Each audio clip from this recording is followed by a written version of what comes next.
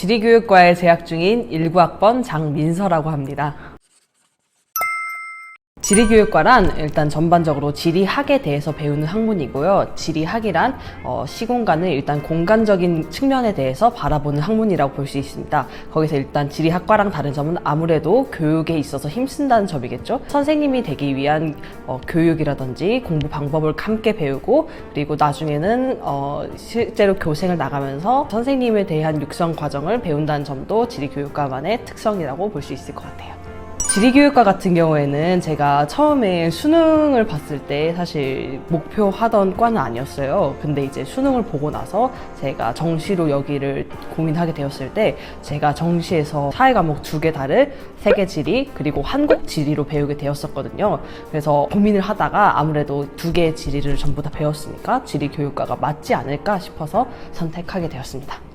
지리학과랑 지리교육과랑 이건 공통적인 분모로 배우는 것 같은데, 일단 크게 지리를 계통적으로 나눈다면은 인문지리학 그리고 자연지리학으로 나눌 수 있고요. 인문지리학에서 세세하게 경제지리, 정치지리, 문화지리 이렇게 나누어지지만 그것은 들어와서 함께 배우시면 될 것 같고, 아니면 방법적으로 일단 지도학 같은 것도 있고, 아니면은 이제 새롭게 각광받고 있는 측면인 GIS도 있어요. 그래서 이런 부분들을 들어와서 함께 배우시면 된다고 볼 것 같습니다. 개인적으로 느끼는 지점인데 사범대 전체적으로 공통적으로 가지고 있는 분위기인 것 같아요. 아무래도 교수님도 그렇고 선생님이라고 저희를 불러주시는 분도 많고, 그리고 저희를 예비 교사로 바라봐 주시는 분도 많아서 아무래도 학교 같은 느낌, 그래서 이게 지리교육과는 아니고 교육과만의 특징인 것 같고, 지리만의 특징을 또 따지자면은 지금 여름이고 날짜로 보면은 6월 22일인데 지금 학예답사를 가 있어요, 친구들이. 그래서 그 학예답사를 가고 춘계, 추계답사를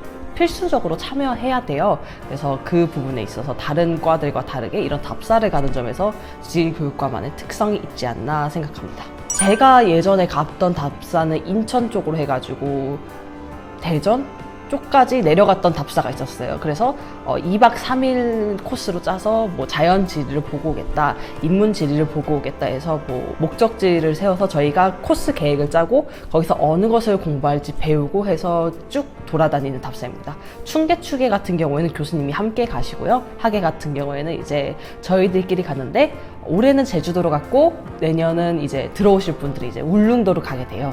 그래서 울릉도는 저도 안 가봤는데 날씨가 좋으면은 독도까지 함께 갈 수 있다고 하니까 춘추계 답사는 학술적으로도 되게 도움이 되고, 학예 답사 같은 경우에는 친구들과 함께 가니까 또 재미도 있을 것 같아요.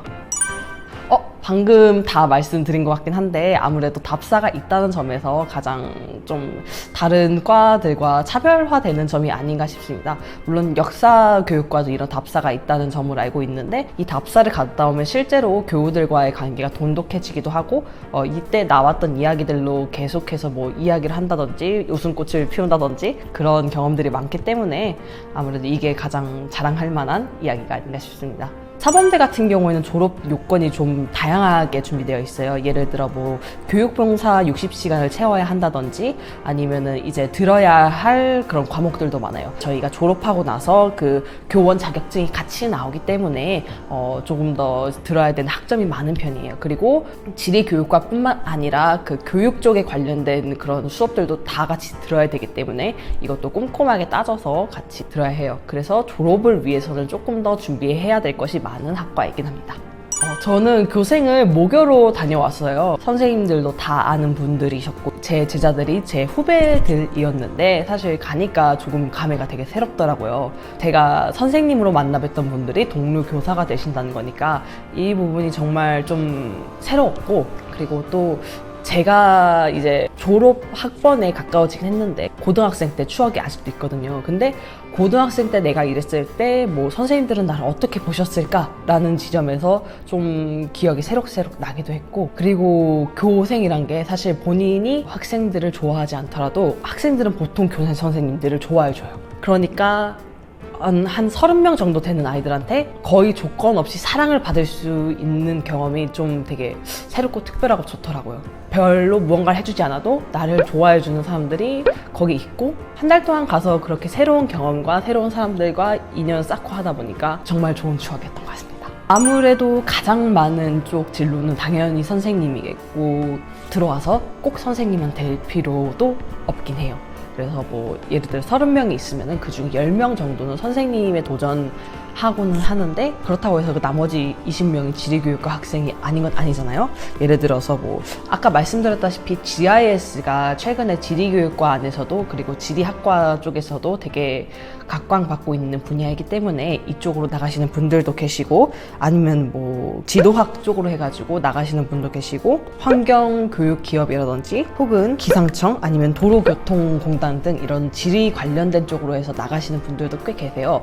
그래서 저희가 답사를 갈 때면은 이런 쪽으로 해서도 답사를 가서 실제로 견학하고 오기도 하거든요. 그래서 이런 부분으로도 진로가 무궁무진하다는 점 알고 계셨으면 참 좋을 것 같습니다. 파이팅! 저보다 잘하실 겁니다. 친구들끼리 여행 갔을 때 길을 막 다 직접 찾는 편이신가요? 맨날 말하는데 지리교육과가 제일 지도 못 본다고. 지리교육과라고 지도를 그렇게 잘 보는 건 아니고